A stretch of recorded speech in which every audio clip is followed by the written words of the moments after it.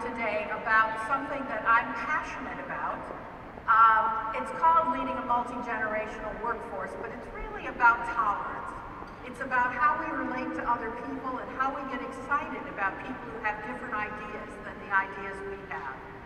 I'm going to share with you some ideas about 5 different generations that exist in the workplace today.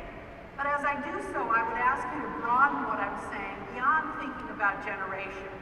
The reality is generations are, I would say, just maybe the most politically correct kind of diversity for us to talk about. We can use them as a useful example of why it's logical that different people would see things differently. But the reality is what makes us different by generation also makes us different by gender, by race, by ethnic background. And so the kinds of ideas I'll be sharing with you, I hope would be broadly helpful to you as you think about those people who sometimes just seem to see the world in very, very different ways. Now, the interesting thing about generations is that each generation almost walks around like we're wearing a different pair of glasses. It's like we've got a set of lenses through which we see the world.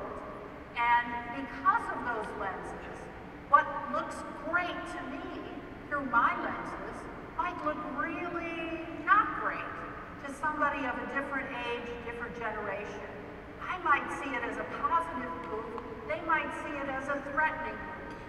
There might be a person that I would be inclined to trust, and somebody they'd be inclined, just by natural way it looks through their lenses, not to trust or not to put their hopes in.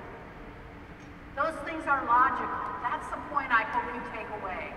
It's not that one of us is good or bad or right or wrong or better or worse. It's just that we've grown up with a set of experiences that cause us to have very different knee-jerk reactions. And it's those knee-jerk reactions that form our first impressions of what we like in the world around us. The reason for that is that we shared some common experiences. So people who grew up at a similar time tended to have some experiences that they've interpreted one way or another to form some shared impressions of the world. 4 pieces of advice that I'd like to leave you with. The first one, and the most important, is I hope this has helped you appreciate a little bit the fact that it's really legitimate for us to see things differently. That there's nothing surprising about a boomer seeing things differently than a Y, or an Xer being annoyed because a Y does something that seems just crazy.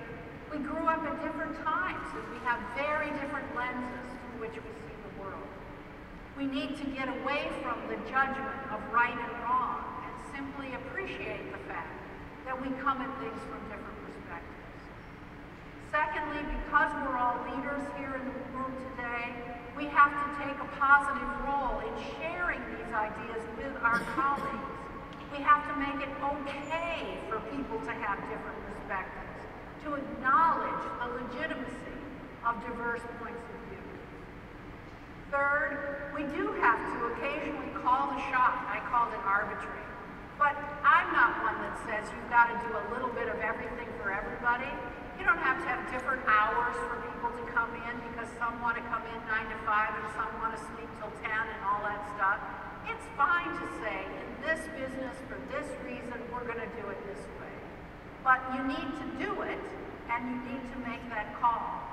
I had someone say to me the other day, we've got, our Ys can't write well. They write in jargon. And I said, well, okay, let's just check one word in your sentence. Are you saying they can't, or that they don't know you want them to? And it's important, again, in this arbitration step, to step back and say, have we told people what our expectations are, or are we simply making the blind assumption that everybody's going to understand how things should operate in the way that I think they should operate? Tell people what the rules of the game are in your organization. And finally, adapt your messages to be most powerful to each generation. So think about what's important. If If you're talking to a boomer, talk about moving up and success and all of those kinds of things. If you're talking to an Xer, talk about options and choice and flexibility. If you're talking to a Y, talk about meaning and challenge.